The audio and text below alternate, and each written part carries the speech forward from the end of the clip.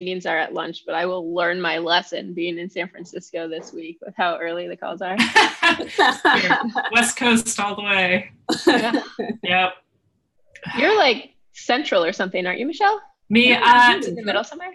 Fun fact, it depends on the time of year. Arizona is mountain Arizona because we don't do daylight savings. So this time of year, we're mountain. Summer, we're with California. So all my meetings get earlier. Gotcha. I like to say the world moves around us, just like Chuck Norris. All right. Why don't we officially begin? Hello, everyone. Welcome to the IPFS weekly call. I love that you guys wave. This is amazing. Welcome to the IPFS weekly call, where we get to see what we're building in the IPFS community. Woohoo! So so before we begin, if everyone can put their names in the IPFS all hands weekly agenda, I'll put, thank you. I just dropped it in there for you. There's the link in the chat.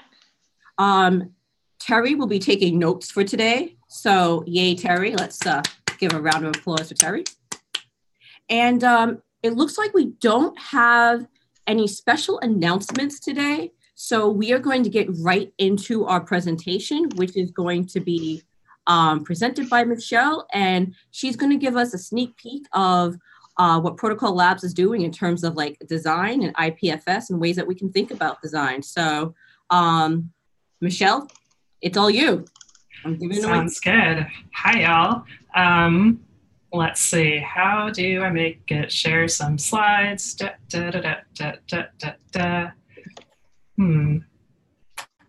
share button on the bottom.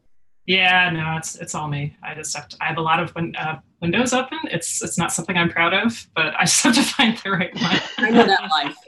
Yeah. That's my life. Yeah, exactly. Let's not even start on the tabs versus the Windows. We've got Windows and ridiculous amount of tabs going on. So there we go.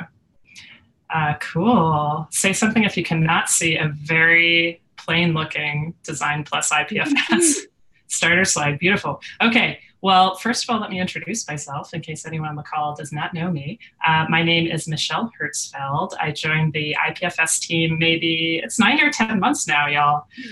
Crazy town.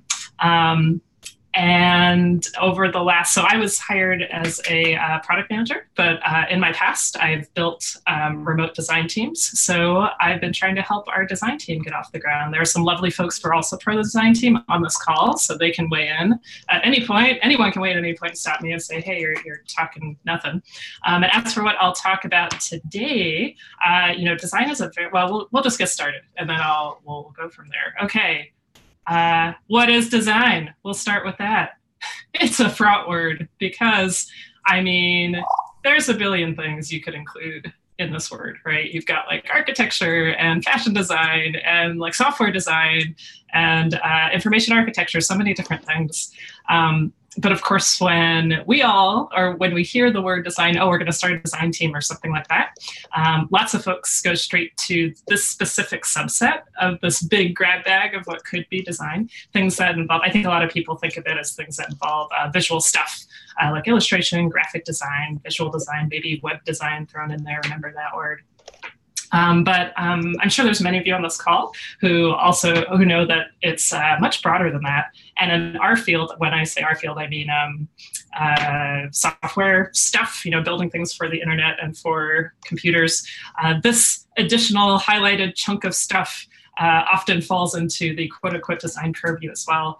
Things like experience design, information architecture, product design, so many different words. So every time we talk about what is the design team, it becomes, it's actually kind of a bit of an existential question.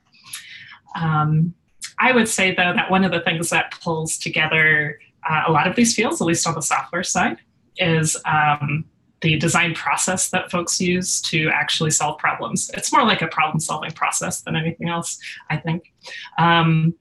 There's lots and lots of versions of a chart that kind of looks like this, and lots of different people describe this in different ways, but the overarching point and why I chose this one is that there's a bit of at different points in a design process, you're focusing on different types of design. So you can go back to, oh, wow, that first slide with all the different words.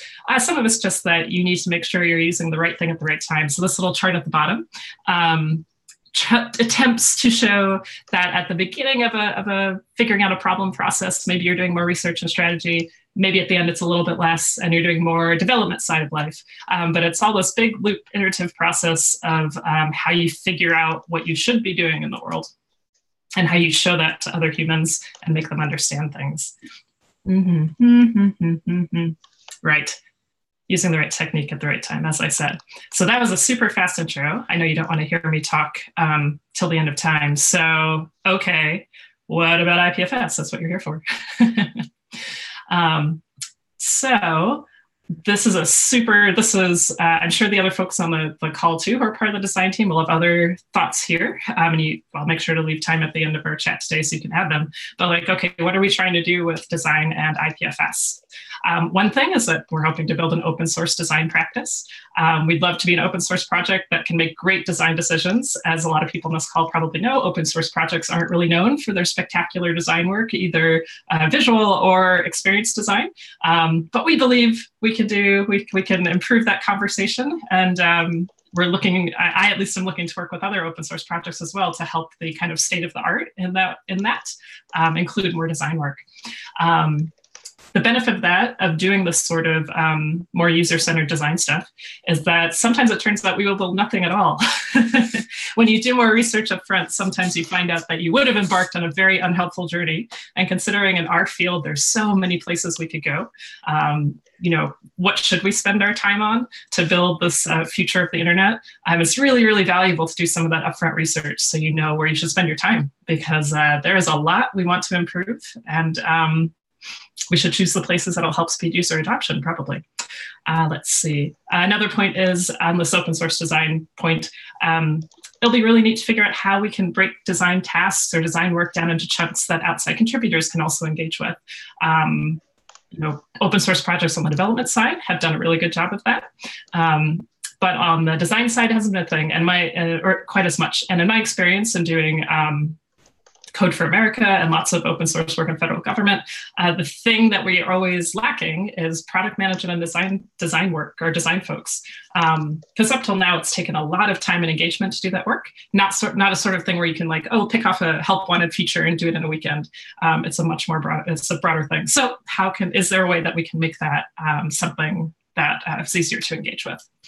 Let's see. Another thing that's my personal excitement about building the design team is figuring out where we can learn and test along complete user journeys.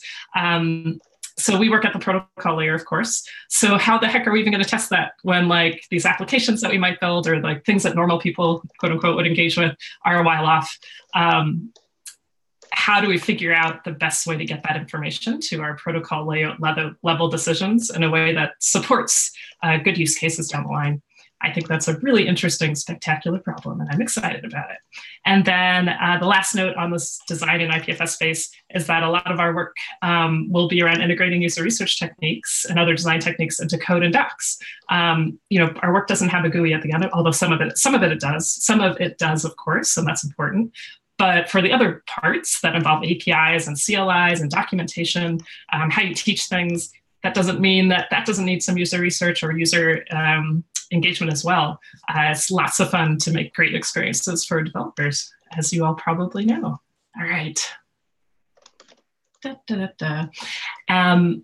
So that's all of the intro stuff I have. And then I wanted to just show you one example of what I've been up to on the user research side. So Portia, your introduction was correct with one caveat, that is to say, there's a lot of design work going on in IPFS, and I'm certainly not going to cover all the specifics of that work.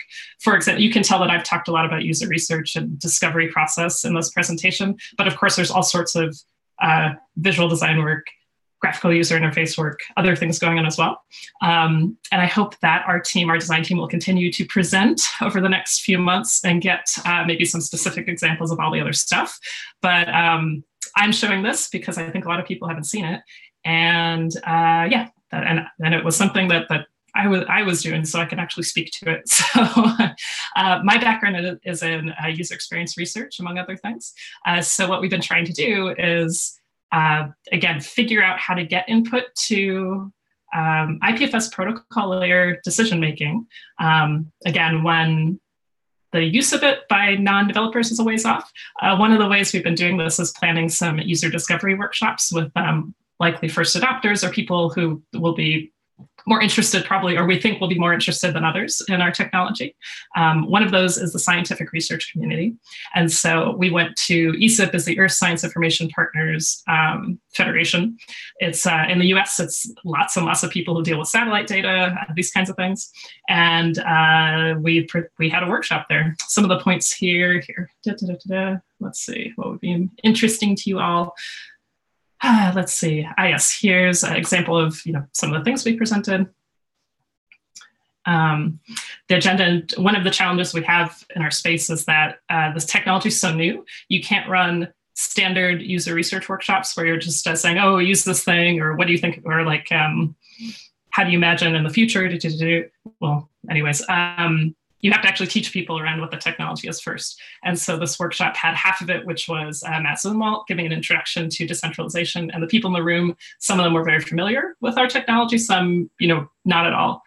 And then after that baseline was there, try to figure out a way to support people to talk about the benefits and kind of scary points of that work, even though a lot of these concepts were new. That was a challenge. We ended up doing it by asking people to write down notes on different types of Post-its throughout the initial part of the presentation, right as things are coming up from them about opportunities and things that are a little bit, maybe not so much. Had people break into groups to share notes with each other. If you don't already know, that's a very typical design technique. Having a room of 40 people discuss amongst 40 people doesn't really work very well because whoever's loudest will get their voices heard. It's better to break into small groups, have people process those notes in smaller groups, and then present back to the team their synthesis. And so what we wanted them to do was think about what their lives look like today with data stewardship, how some of the features of decentralization could apply, and then what that might mean for them in the future. And we got some pretty neat results. Lots of pictures, lots of Post-its. I love the Post-its. People drawing out their pathways. And the next step for me then is synthesizing that into, okay, so what does that mean overall? So I've been taking all of that work that's on Post-its, putting it into digital form, and then coding that information. If you're not familiar with coding in the user research sense, so what you see here is basically applied ethnography, where you take interview or Post-it information and then start applying what the themes are of each one. There are different techniques on how to do that better and worse. Reach out to me if you're curious about that. And I've started figuring out, okay, great. So which of these things were people positive about? Which of them were negative about? And you see a nice blank slot there about example quotes and sentiment summaries because we're not there yet. I would like to write up a report that puts all this together and makes it into a more usable form. Some example reports from other things that I've done might look like user journeys or presentations that's with, quotes from folks, different levels of confusion along a process line, and then specific, given those insights about where people are confused, for example, what some next steps might be for a product. And then this is my favorite epic, huge service blueprint plus emotional journey map. It's good stuff. Things like this, though, are great because you end up, so the horizontal swim lanes on the bottom are different parts of the system. And the bottom one there is like back-end system. Top one could be like what a user wants to do and like how they interact with a like service person, like a human. And so if you then map that along where people are happy or not, you can say, oh my goodness, out of all the time we have this quarter, we should definitely focus on, this part over here because people are really unhappy. And now look down the line and see what processes interact right there. You're often surprised at the part that's broken once you break it down into those layers. Okay, so then integrating human-centered design into your work. What can you do? Because really it's nothing unique or special, as you probably know, to like design folks that they can do this stuff. It's only practice with research techniques about how to do this work well. So anybody can read about how to do that and practice. And like anything else, it's that, the more you do it, the better you get. I'm not going to go into lots of details here because we don't have time, but feel free to reach out to me. Or I think we share these slides later. I'm not sure how that works, but I've dropped a couple links to 2 of my favorite books in this area. And also I've got a link to my pin board with some of my favorite articles on like how to get started on this sort of work. So there you go. That's all I've got today. Wanted to just make a quick overview. So now questions, dive into anything more. Anyone else on the design team want to add things? This was a bit of Michelle's opinion from this morning, so I'm sure other folks on the team have other ways to look at it. Thank you. I am really excited that you have a pin board. I'm really excited that you added some of the books that inspire or inform your work, because I think there's a lot of people out there who aren't designers, but who want to go about, hey, how can I design this user experience or this app to best solve this problem? So great. At this point, we're going to go over questions. So if you can put your question in the chat and Michelle can answer it. Cool. Should I stop sharing, Portia, or do you want me to leave that up? You can stop sharing. We could just go into the regular. Okay, cool. That way I can see you all anyways. Yes. Stop share. Awesome. So do we have any questions? Yeah, or something I didn't put in there. If anyone's interested, I could talk at people about some like guerrilla research techniques for anyone's project. But question first, so yeah. Awesome. I have a question. So what is the best way to engage designers in open source? Like we have a process in terms of getting programmers to contribute, but how do we best engage designers to contribute to a project? Yeah. So from my experience, and like I said, Code for America, these sorts of things, some of the problem is that experienced designers, not experienced design, although it might overlap, look for the reasons behind, like, okay, why do you want that? Why do you want to make that decision? I need that input so I can figure out what I should design or how I should do it. This is part of the reason that I think perhaps our team that's the core IPFS team might end up focusing more on the user research side. My hypothesis is that maybe if we figure out a way to do that baseline research and then provide that in a way that people can engage with, then it becomes easier for designers to pick off parts of that and design against that.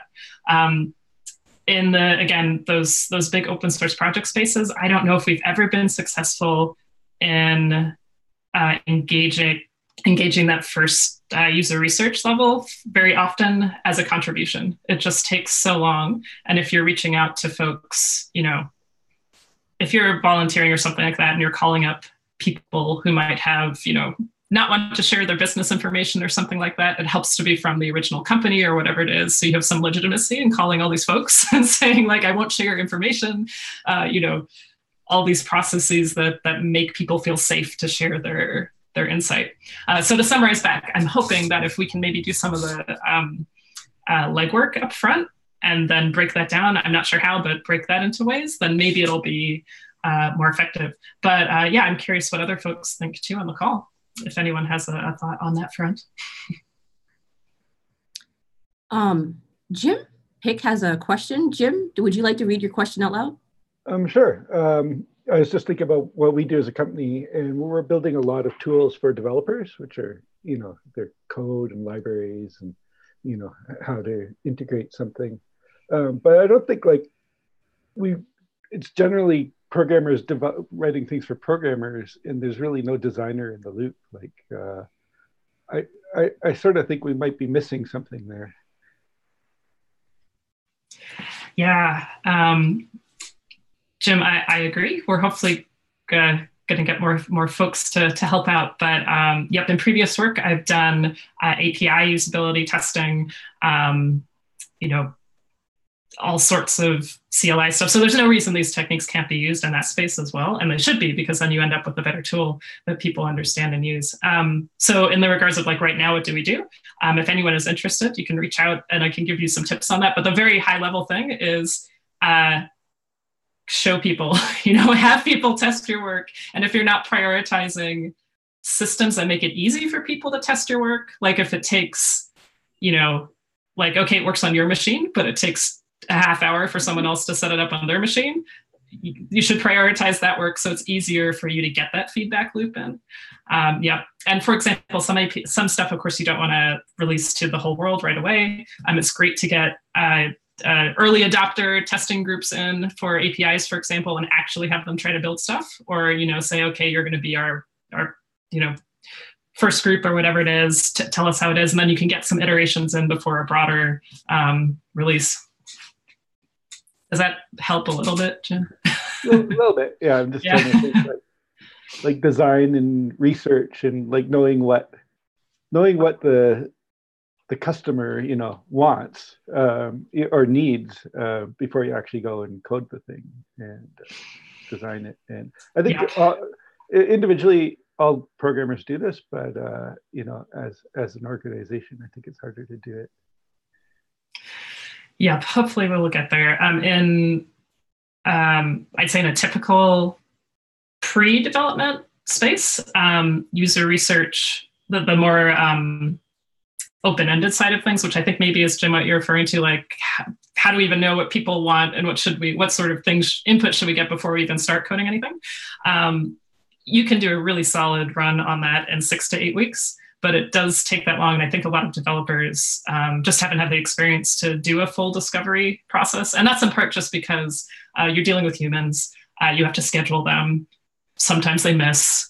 So it's not just the like, oh my gosh, how could it take 6 to 8 weeks? That's a very reasonable group spread of time, in part because of the human factor.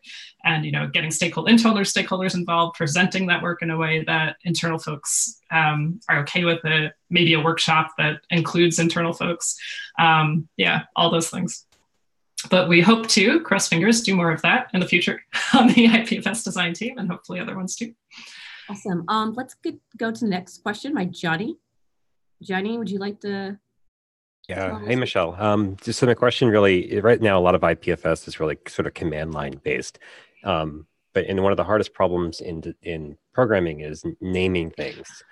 So is there a good, and during the design process, of a tangible way of allowing the user to get to some commonality on namespace? Absolutely. You can definitely do user test or usability testing on words and work around, okay, what should we call the thing, or what do people understand that this thing is? There's a couple different directions that can take, I suppose. If it's the like, do people understand this at all? Then that one's a little bit more straightforward. It's like, write the sentence, show it to someone. What do you think this means? Or put it on a page if it's a page related thing, and say, what do you think would happen next? And what do you think you'd get if this happened? And if they respond, and they usually do, with something that you didn't expect at all, because that's how life goes, you're like, that's interesting. And you do that with lots of people. In terms of figuring out from the start how things might be organized or called the same thing or not, I should say the general way to get information out of a lot of people's brains is to have people if you're in a room, you tend to do this with stickies, but if you're not, you can do it on like Mural or something like that. That's got a digital whiteboard sort of thing. Have people write what they think these different things should be called, or what meaning they need out of the thing onto different little stickies, and drop them all on a whiteboard and start grouping and rearranging and putting them together to see where the commonalities and the gaps are. As people talk about it, they tend to find out, oh, I didn't mean that, or oh, I meant this, or no, that's not the right group, or whatever that is. That's a very, very high level look at that, but I can certainly look around for some like step-by-step how you actually facilitate that sort of conversation. It exists, so I'll put it that way. Next question, Ali. Hello. I was wondering if anyone who happens to come across this video or who is on the call, we didn't really give them a clear, like, here's how you can get involved with the conversation. But I'm also aware that we don't have a good public forum for the design chat yet. That is a good point. Maybe that's an action item for us then to figure that out, and where people can follow up. In the meantime, is there a thing in the meantime, Ollie? What do you think? In the meantime, I'm going to create an issue on IPFS GUI, which is already public and is our most, that's the closest thing we've got. So I'll create an issue there and I'll link to it in the chat now. And if anyone is interested in carrying on the conversation, they should just comment on that issue and then we will know who you are and we will contact you when we have a better public forum for conversation. Thank you. That is really important. And doesn't the design team have a community sync call every week? We have an internal sync call. It hasn't been really a community sync call yet, so we have to figure out what we want to do, I think. Okay. If we want to make that one a community call, or if there's some other forum that would work better. For others, there'll be a repo where they can comment and they can like read some of our suggestions. We will figure it out, yeah. Okay, awesome, thank you. Shouter? Hey there. Hi. Awesome presentation. I was just thinking about, you said that you were talking to potential early users, like researchers in the sort, and I was wondering what other kinds of demographics or early users you were thinking about when identifying the requirements or design decisions to make it easy for them. Yeah, and I'm writing what you wrote in the chat too. Yeah, well, I'll answer what you just asked first, then maybe to your other point in there. So one of what we're trying to sort out is, of course, we've got developers who want to build apps. That's our very direct feedback loop back and forth. And what I've been trying to focus on is, okay, what's the next step up? Next step, who would be the next layer after that? So it's looking for folks who have a relatively high tolerance of command line stuff. It's like folks who still are in the weeds a bit, but need a slightly higher introduction level. So, and whose area of expertise might really benefit for something like this. So that's how we ended up at these like large science data sets, like the verifiability and resilience that a system like this provides could be huge. Also looking at data archiving and library spaces, like places that have huge infrastructure for dealing with, stewarding information across like 3 universities altogether, that kind of thing. But there are people that would also have developers on staff or their infrastructure folks or something like that. And then at a next level up from that, say something like a local librarian who might want to support stewarding data across their local community. And yeah, maybe they do stuff, they're the person maybe that by default the tech stuff happens at that local library, but it's not going to be a person that, it has, or maybe doesn't have a ton of developer experience and needs a little bit more of a GUI approach, that kind of thing. Awesome. And next question is from Chris Waring. So he can't use his mic at the moment. So I can read what he's got in there. Yeah. Do you want to read it out? Or? So he says, similar to Jim's question, do you think we'll develop our own human interface guidelines to help bootstrap external app developers? I suspect this will make more sense once we have an IPFS app store. Yeah, I think it'll be really interesting to see what the right level of guidance will be to provide. I think something there will be super helpful.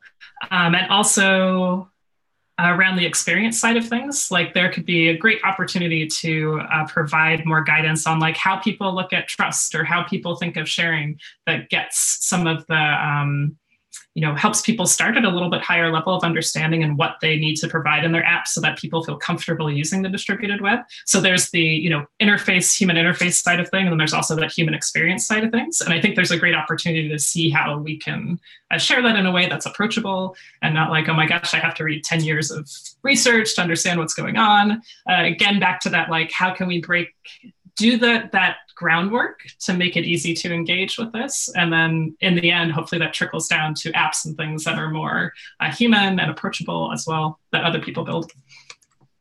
Well, we're going to end it there. Thank you, Michelle, for giving us this talk, and for anyone who's looking at the video. And if you're interested in the design and IPFS, we have a link here. We'll also have the link in the YouTube video if you look below. And thank you very much, And I'll see you next week at the next IPFS weekly meeting. Take care. Bye-bye. Thank you, everyone. Yay.